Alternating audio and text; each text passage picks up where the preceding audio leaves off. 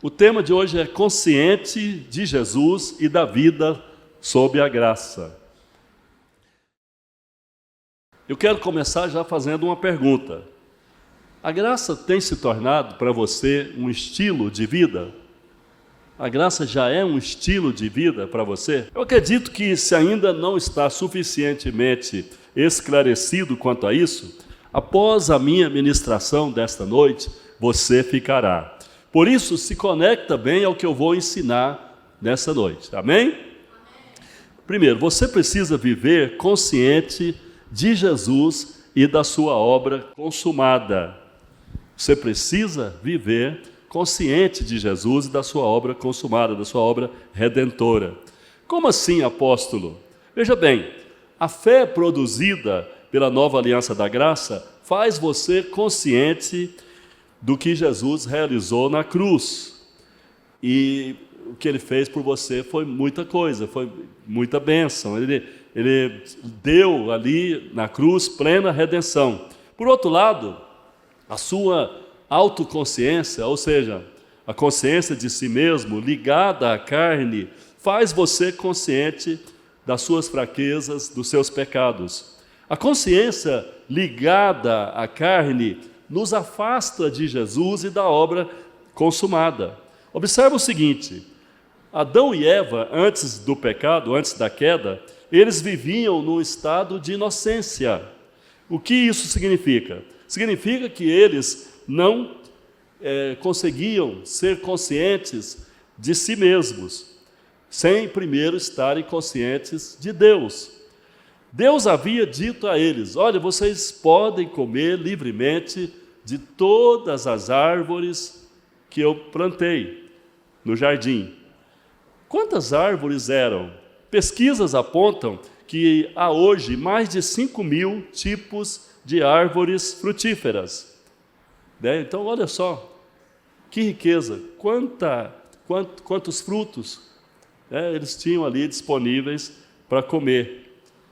Da árvore do conhecimento do bem e do mal, Deus falou: vocês não devem comer, porque se comerem, vocês tornar-se-ão conscientes de si mesmo, na condição de pecadores.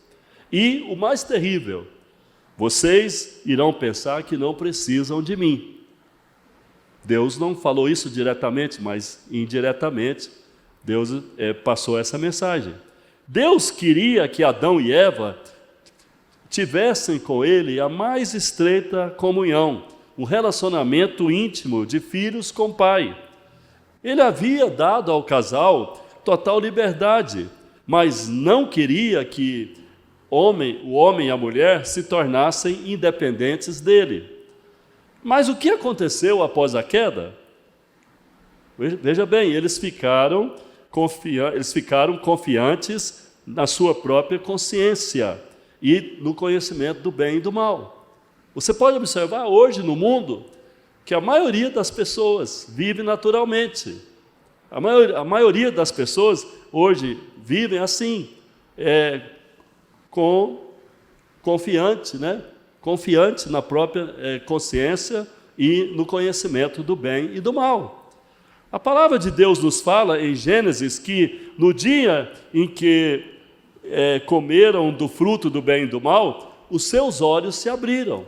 Me chama a atenção isso, no dia que Adão e Eva comeram do fruto do conhecimento do bem e do mal, os olhos deles se abriram. Mas preste atenção, Deus não queria que os olhos deles fossem abertos pela consciência do bem e do mal, mas pela árvore da vida.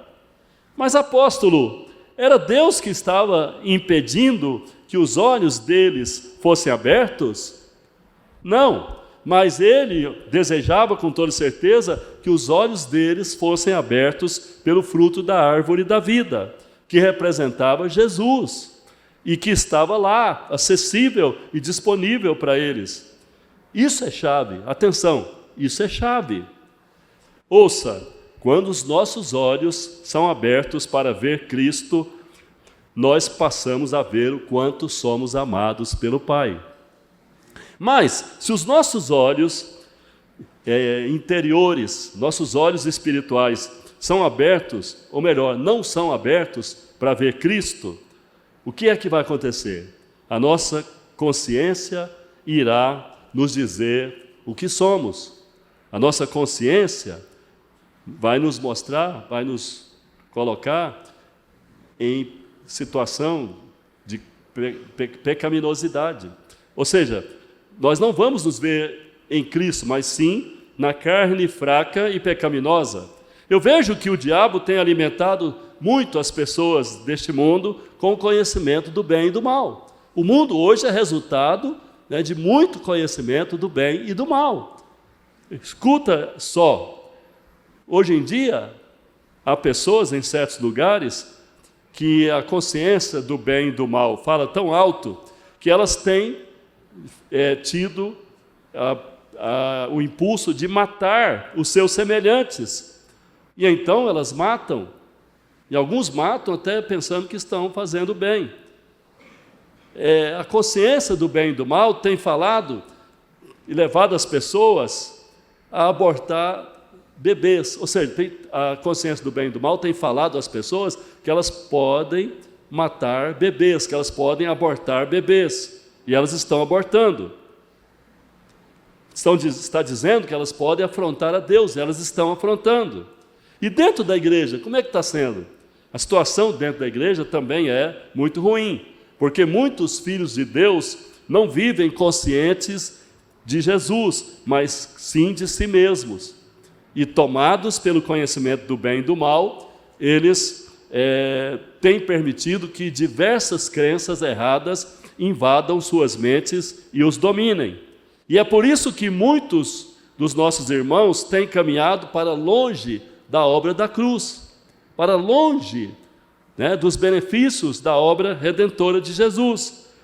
Deus tem demonstrado seu amor, sua bondade em todo o tempo, mas a consciência do pecado tem levado muitos a descrer que Deus é de fato amoroso, bondoso e gracioso. Muitos chegam até a falar abertamente que Deus é mau. Veja bem, para estar conscientes de Jesus e ter a graça para viver uma vida saudável, né, para viver a graça como estilo de vida, o segundo passo, livre-se da má consciência. Livre-se da má consciência. Hebreus capítulo 10, versículo 22, interessante que a palavra não diz para nos livrar dos pecados, mas diz para nos livrar da má consciência. Aproximemo-nos com sincero coração, em plena certeza de fé, tendo o coração purificado de má consciência. Olha só, não é o coração purificado a princípio do pecado, mas de má consciência, e lavado o corpo com água pura. Então, escuta bem, observa que Deus quer que nos livremos de uma má consciência. Vejamos então o que significa essa má consciência. É a consciência que temos de nós mesmos na perspectiva da queda, olhando da cruz para trás, olhando da cruz para trás. O que vemos da cruz para trás? Vemos Adão caído e todos seus descendentes pecadores. O que vemos da cruz para trás é uma raça pecadora, é uma raça condenada, é uma raça debaixo de maldições. Quando nos vemos em Adão, nos vemos como raça caída, nos vemos como uma raça dominada pelo pecado e pelas fraquezas da carne.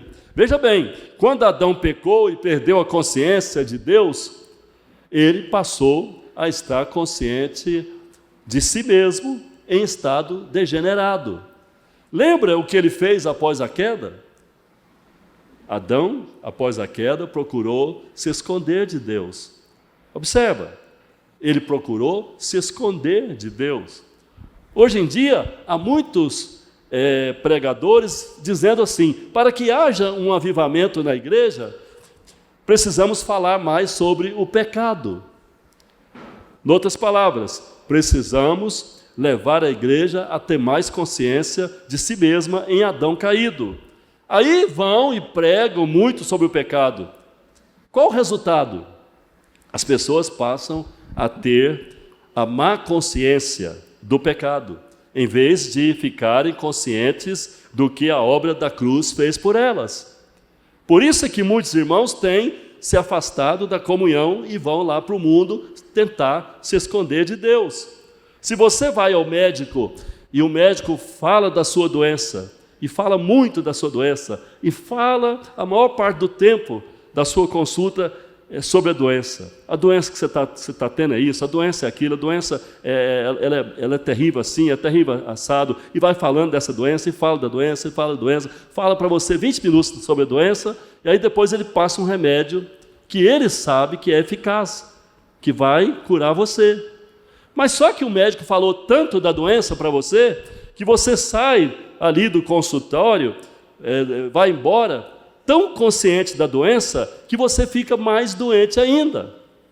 E o seu corpo acaba resistindo os efeitos positivos do remédio. O que a consciência do pecado gera no coração do crente? Gera expectativa de juízo, de problemas, de punição, de castigo divino. Observe que antes da consciência do pecado, Adão e Eva tinham prazer de estar diante de Deus, tinham prazer de ter comunhão com Deus, tinham prazer de falar face a face com Deus. Mas, depois que pecaram, passaram a evitar a santa presença dele.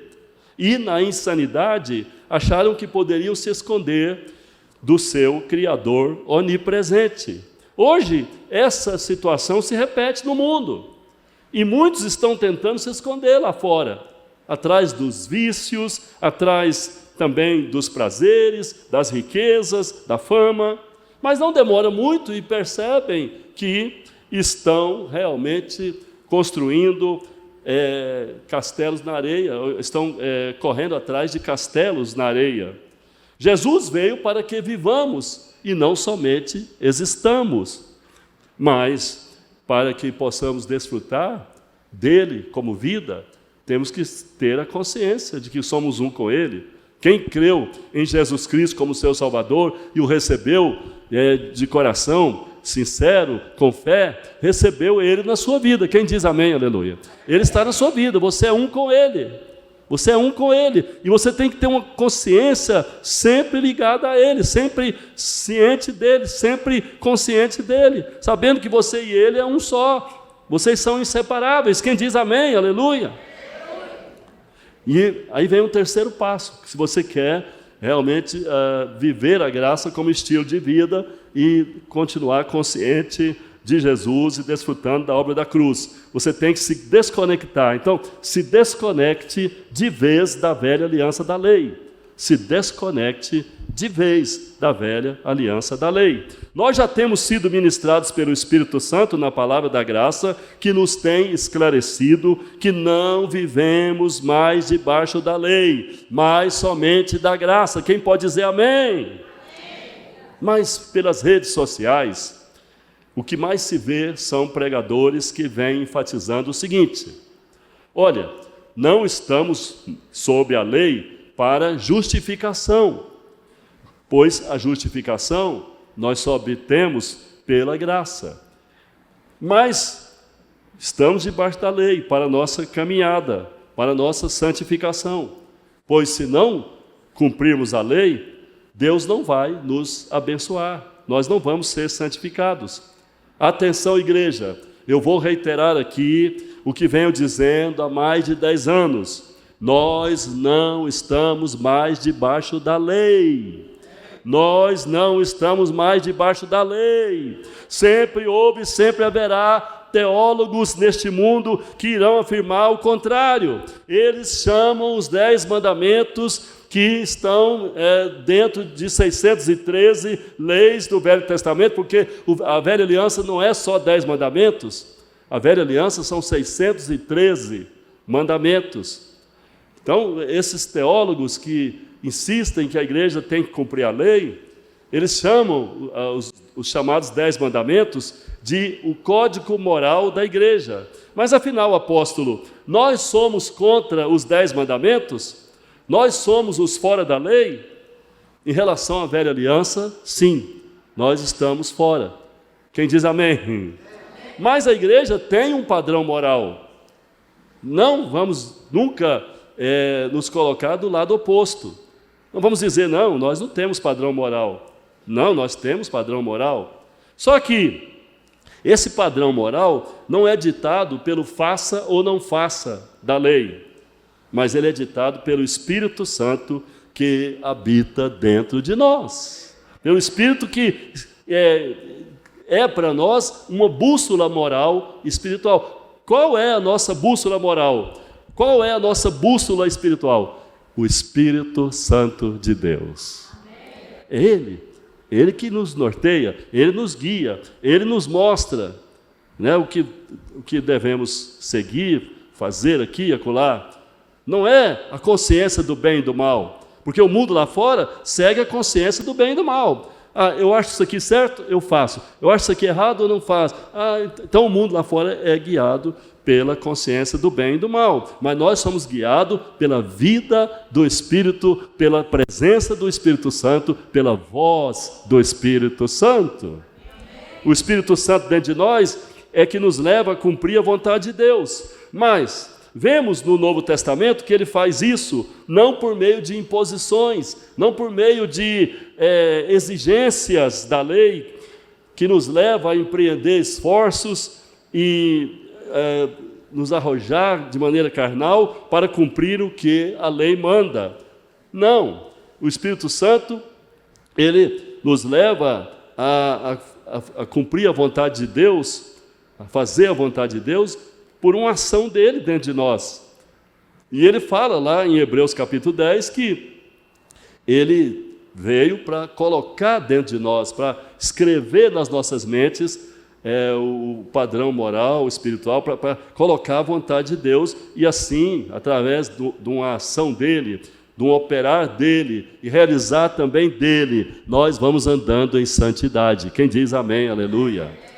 Então, como eu disse aqui, Paulo escreveu sobre isso, né? Ele fala que Deus opera em nós o querer e o realizar. E quando é por Ele, atenção, quando é por Ele, nós respondemos de maneira tranquila, serena, com amor e prazer de realizar a sua vontade. Quando é pela lei, nós ficamos pensativos, ficamos reflexivos às vezes, e às vezes nem ficamos, nós já colocamos um pé atrás. Espera aí, mas eu não consigo fazer isso, eu não consigo cumprir essa lei. E quando é a lei, você se sente impotente. Mas quando é o Espírito Santo a falar, o Espírito Santo a mover dentro de você, refreando os impulsos da carne, ou te dando encorajamento para avançar, você faz isso de maneira tranquila, né? Você não fica perturbado. Pois bem, Ele, o Espírito, nos capacita espiritualmente para que nós possamos ser agradáveis a Deus. Na prática, isso funciona da seguinte maneira: chega um momento em que eu preciso honrar meu pai e minha mãe, até mesmo no momento de hostilidade deles, um momento em que eles me tratam mal, um momento em que fazem o que eu não quero, falam o que eu não quero ouvir, mas eu preciso honrá-los. Então, se eu sou carnal, se eu vivo desconectado do Espírito, eu vou fazer o que a carne quer, o que a carne está me dando impulso.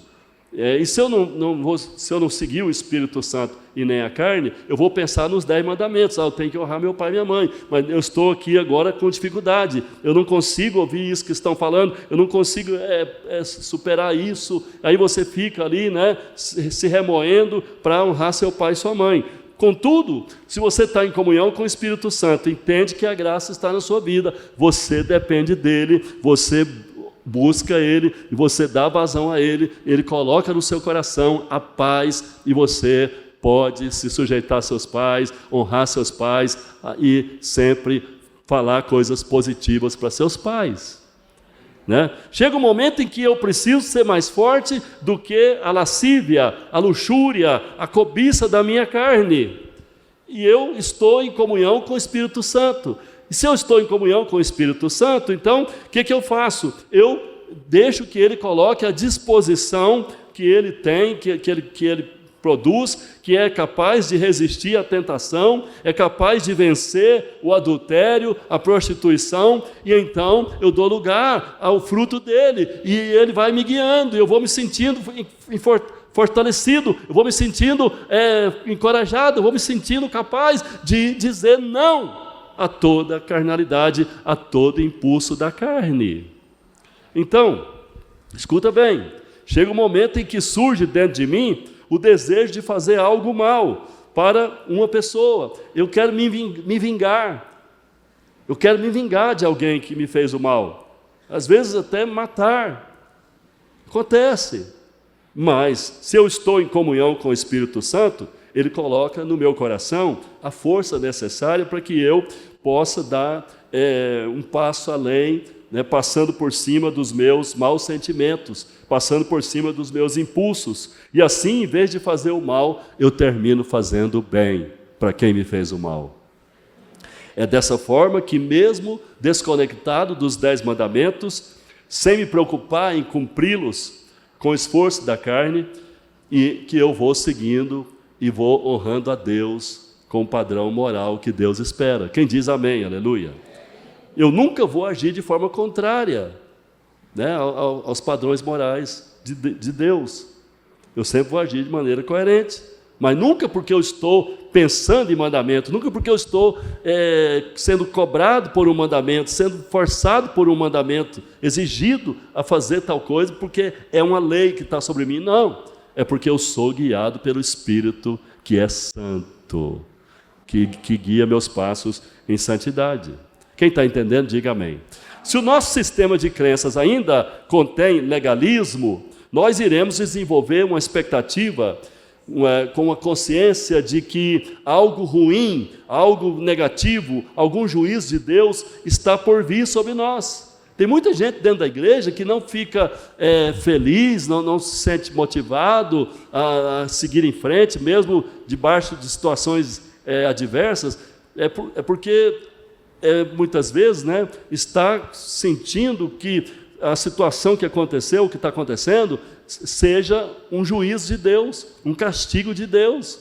E há pessoas que têm uma expectativa negativa de que Deus vai tratar com elas porque elas são fracas, porque elas pecam em alguma situação, e que Deus então vai, de alguma maneira, ser impetuoso e pesar a mão, ou castigar, enfim, né? Agora, escuta bem, quer saber se você está crendo certo? Quer saber se você está crendo corretamente? Avalia se você está com medo do amanhã. Você está com medo do amanhã? Você ainda pensa que Deus está descontente com você? Se você é crente em Jesus, todo juízo que Deus tinha para lançar sobre você, Ele lançou lá atrás em Jesus, na cruz do Calvário. Se resta algum medo de algum juízo de Deus em sua alma, saiba que isso é uma seta inflamada do diabo. Ainda tem algum medo aí, dentro de você?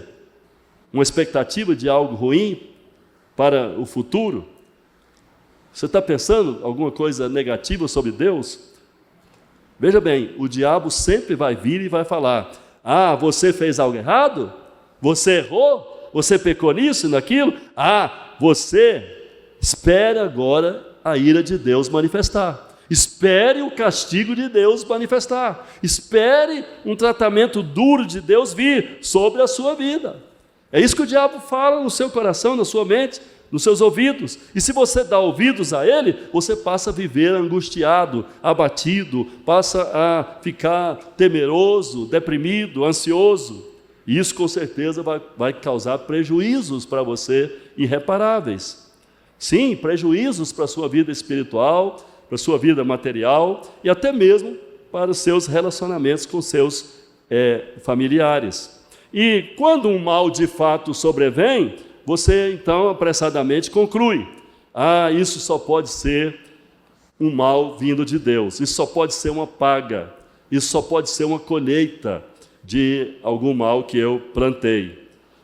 Mas, ouça, debaixo da graça, você nunca deve nutrir o sentimento que Deus está mal com você. Olhe para a pessoa do seu lado, fala para a pessoa, meu irmão, minha irmã, ouça, debaixo da graça, você nunca deve nutrir o sentimento que Deus está de mal com você, que Ele vai rejeitar você, ou vai castigar você, porque você pecou. Escuta, se você pecou, lave-se no sangue de Jesus. O sangue de Jesus está na sua vida o tempo todo, lavando você o tempo todo. Quem diz amém, aleluia. Você errou, mude o procedimento, volte à lucidez, receba a santidade que Jesus tem para você. Levante-se e siga em frente. Jamais aceite a ideia de que você está debaixo de juízo. Não aceite acusação alguma, não aceite condenação alguma, porque está escrito que nenhuma condenação mais há para você que está em Cristo Jesus. A Bíblia fala que os filisteus vieram sobre os poços cavados por Abraão e jogaram entulhos.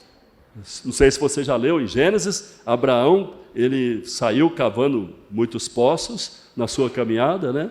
E naquela época os poços de água, eles eram preciosos, era uma riqueza, ali naquela região desértica. Então, Abraão cavou muitos poços. E depois, mais à frente, os filisteus, inimigos, vieram e lançaram lixo, lançaram sujeira, entulhos nos poços que Abraão cavou. E depois, mais à frente, Isaque, filho de Abraão, veio e limpou aqueles poços que estavam entulhados. Veja bem, sabe qual é o meu ministério sob a graça? Sabe qual é o seu ministério sob a graça nesses dias? É o mesmo que Isaque fez: desentulhar e limpar os poços de Deus que o diabo tem sujado, com as suas mentiras, com as suas trapaças, com as suas crenças erradas. Nós estamos agora com essa missão de sermos pregadores, embaixadores, porta-vozes, mensageiros da graça, ministros da graça, para ministrar e tirar as sujeiras que o diabo tem posto nos poços de Deus sobre as vidas das pessoas, na vida das pessoas, na vida dos irmãos. Desentulhar e limpar poços que o inimigo tem enchido de sujeiras é agora o meu ministério e o seu ministério. Cumpre-nos tirar da igreja os entulhos do legalismo, do religiosismo e da justiça própria. Paulo disse aos Gálatas: não retrocedam, não voltem para a lei. Muitos teólogos estão dizendo, teólogos cegos, teólogos que não têm revelação de Deus. Paulo está falando das leis cerimoniais e não das leis que devemos seguir, as leis espirituais. Muitos teólogos falam, não, quando Paulo diz para não voltar à lei, é para não voltar à lei cerimonial, às leis cerimoniais. Mas quanto às leis morais, essas nós temos que cumprir. Mas veja bem, a verdade é que Paulo não fez essa distinção entre leis espirituais e cerimoniais. Paulo falou da lei no sentido amplo, falou da lei, né, como sendo o Velho Testamento, a Velha Aliança, todas aquelas 613 leis. Mas, apóstolo, não podemos ser santos sem a lei? Aliás, a pergunta é a seguinte: nós podemos ser santos sem a lei? Muita gente pensa, não podemos ser santos sem a lei. Vamos ler Romanos capítulo 7? Romanos capítulo 7, versículo 1. Assim, meus irmãos, é versículo 1, tá? Versículo 1, Romanos 7, 1. Porventura ignorais, irmãos, pois falam os que conhecem a lei. Falam os que conhecem a lei, que a lei tem domínio sobre o homem, por toda a sua vida. A lei tem domínio sobre o homem por toda a sua vida. Ora, por quanto tempo a lei dura para quem se coloca debaixo dela? Por toda a vida. Mas escuta, se você está morto e já sepultado lá no cemitério, atenção, imagina, né? Ninguém vai morrer agora, amém? Mas imagina que você imagina que já passaram aí 100 anos pela frente e você já morreu, está sepultado e lá no cemitério, aí vai um oficial de justiça lá, ou um delegado de polícia, e chega lá e chama o coveiro, fala assim: ó, coveiro, o juiz me mandou aqui com o mandato de prisão para esse defunto, porque o juiz julgou ele lá no tribunal e ele havia cometido um delito, então ele está preso. Então abre essa cova aí, tira esse morto agora. Tem um mandato aqui legal. E então o coveiro abre ali e tira o cadáver. Arranca o defunto da sepultura. Mas imagina só um delegado colocando o defunto no camburão, lá no camburão, no carro, e levando para a cadeia. Como assim? Não se pode prender quem já está morto. Quem morreu, está lá no cemitério, está morto para a lei. Não tem lei que vale sobre aqueles que estão mortos. Quem está entendendo, diga amém. Arranca esse defunto. Mas como assim? Não tem como. Vou arrancar, mas ele não pode ser preso mais. Porque a lei não vale. A lei só vale para quem vive neste mundo, fora de Cristo. Vou repetir. A lei só vale para quem vive fora de Cristo. Você morreu com Cristo, quem diz amém? Você está morto para o mundo, quem diz amém? Você está morto para o pecado, quem diz amém? Você está morto para a lei, quem diz amém? Você está morto para a lei. Mas apóstolo, como assim? Daqui a pouco eu vou ler a sequência de Romanos 7 ali e mostrar que você está morto. Há quem pensa, se você se desconectar da lei e ficar o tempo todo com essa ideia fixa que está sob a graça, que está livre sob a graça, você vai acabar enlouquecendo. E com certeza você vai ficar na libertinagem. Você vai ficar aí pecando à torta à direita. Mas a Bíblia diz o oposto. Romanos capítulo 6, versículo 14, Paulo diz claramente: porque o pecado não terá domínio sobre vós. E por que não terá domínio sobre vós? Pois não estáis debaixo da lei. Se vocês estivessem debaixo da lei, o pecado continuaria tendo domínio sobre vocês. Mas vocês não estão mais debaixo da lei, portanto, o pecado não tem mais domínio, porque agora vocês estão debaixo da graça. O pecado perdeu o domínio sobre nós, porque não estamos mais debaixo da lei, mas sim da graça. O apóstolo Paulo observou que muitos irmãos naqueles dias não estavam entendendo o poder da graça, que estanca o pecado. Não sei se você sabia, mas a graça de Jesus, que está em nós, estanca o poder do pecado. O poder do pecado é estancado pela graça. Por isso, Paulo fez a exposição que está no capítulo 7 de Romanos. Veja o versículo 2 em diante. Romanos capítulo 7, Romanos 7, 2. Na sequência daquele que nós lemos agora há pouco, né? Ora, a mulher casada está ligada pela lei ao marido, enquanto ele vive. Mas se o mesmo morrer, desobrigada ficará da lei conjugal. Segue. De sorte que será considerada adúltera, se vivendo ainda o marido, unir-se com outro homem. Porém, se morrer o marido, está livre da lei e não será adúltera se contrair novas núpcias. 4. Assim, meus irmãos, vós morrestes relativamente à lei. Veja que Paulo está comparando aqui, né, o caso de um casal, de um marido e mulher, que estão juntos, né, segundo a lei, estão casados e estão, portanto, debaixo da lei do matrimônio, estão honrando a lei do matrimônio. Paulo diz assim: ora, se o marido morre, né, a mulher fica desobrigada da lei conjugal e ela pode então casar de novo. Se o marido está vivo, ela está debaixo da lei conjugal e não pode se separar. Então, uma vez o marido morto, ela está livre para casar de novo, tá? Ela pode viver agora desobrigada da lei conjugal. Escuta bem, meu amado irmão, agora Paulo fala, né? Assim, meus irmãos, versículo 4, também vós morrestes relativamente à lei, por meio do corpo de Cristo, para pertencerdes a outro, a saber, aquele que ressuscitou dentre os mortos, a fim de que frutifiquemos para Deus. Observa, meu irmão, se o marido estiver vivo e a mulher se juntar a outro, será adúltera. Mas se o marido morre, ela está livre daquele casamento. Quando havia um casamento, nos dias bíblicos, o noivo e a noiva tinham que ficar debaixo de uma tenda, tinham que ficar cobertos por uma tenda. Então, na hora de fazer os votos matrimoniais, o casal se punha debaixo de uma tenda para fazer os votos matrimoniais. Veja bem, a palavra tenda em hebraico é rupá.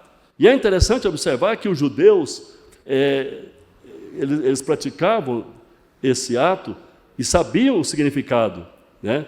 Lá no Monte Sinai, a Bíblia fala que o povo de Israel ficou debaixo de uma nuvem escura. Naquele momento, naquele tempo que Deus estava lá entregando as leis, o povo estava debaixo de uma nuvem escura.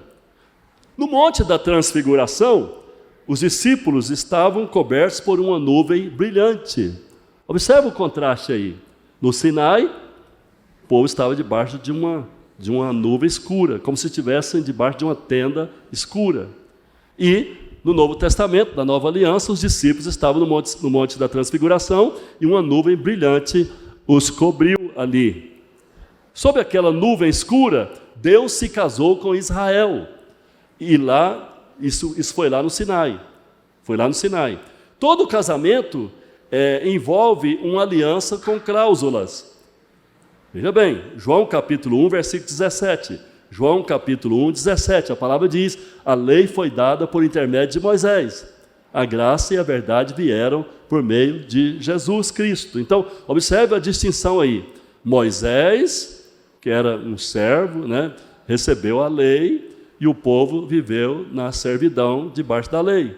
Jesus, que é o Filho de Deus, veio trazendo a verdade, trazendo a graça, trazendo a verdade da graça para nos libertar. Então, hoje, nós estamos casados com Deus. Na verdade, né, estamos sendo preparados como noiva, mas já temos o decreto de que estaremos, né, casados com Jesus Cristo para sempre, e estamos debaixo dessa nuvem brilhante da graça de Deus. Amém. Aleluia! Os 10 mandamentos, com as demais leis, foram dados para um grupo específico de pessoas. Vou repetir, os 10 mandamentos foram dados para um grupo específico de pessoas, o povo judeu. Sim, e foram dados para um tempo específico também. Foi um tempo de 1.500 anos. A lei durou 1.500 anos, até que Jesus, lá na cruz, bradou em alta voz: está consumado. Mas ainda tem filhos de Deus, nesse tempo da graça, insistindo em ficar na condição de servos sob a lei. Mas ouça, é impossível estar sob a lei e não estar sob maldição. Paulo fala isso claramente. Lá em Gálatas ele fala sobre isso. Né? Se vocês se colocam debaixo da lei, vocês se colocam debaixo de maldição. Se vocês se colocam debaixo da graça, Jesus Cristo se fez maldição no lugar de vocês, para que vocês possam ter as bênçãos de Deus. Aleluia! Ouça, é impossível estar sob a lei e não estar debaixo de maldição. Apóstolo, mas eu, embora acredite na lei, embora esteja na lei de alguma maneira, eu creio na graça. Mas escuta só, graça com lei é uma mistura impossível. Graça com lei resulta em mais lei ainda. Vida com morte gera morte. Morte com vida é morte. Não tem como a vida prevalecer dessa maneira, como você pensa. Então, se quer viver sob a lei, não basta você cumprir 10 mandamentos. Tem gente que pensa, não, cumprindo os 10 mandamentos, pronto. Não, você tem que cumprir os 613. 613 mandamentos. Gálatas 3:10. Gálatas 3:10. Todos quantos, pois, são das obras da lei, estão debaixo de maldição. Olha só. Porque está escrito: maldito todo aquele que não permanece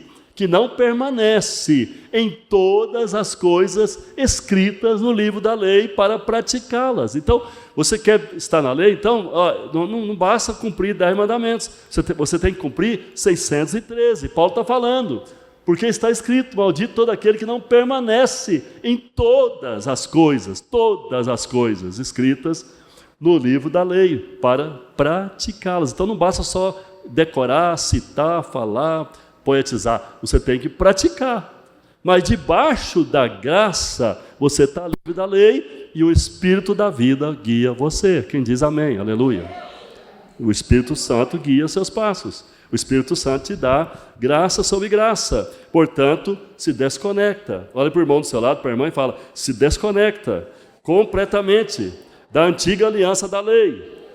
E se mantenha, meu irmão, sempre firme, sempre livre, debaixo da graça, da nova aliança, desenvolvendo uma consciência de plena aceitação em Cristo Jesus. Quem pode dizer amém? Aleluia. Quem pode dizer amém? Quem entendeu a palavra? Quantos estão casados com a graça? Diga amém, aleluia. Se você está casado com a graça, né? Então fica de pé onde você está. Acredita que você está debaixo, né, de uma nuvem de graça, de glória.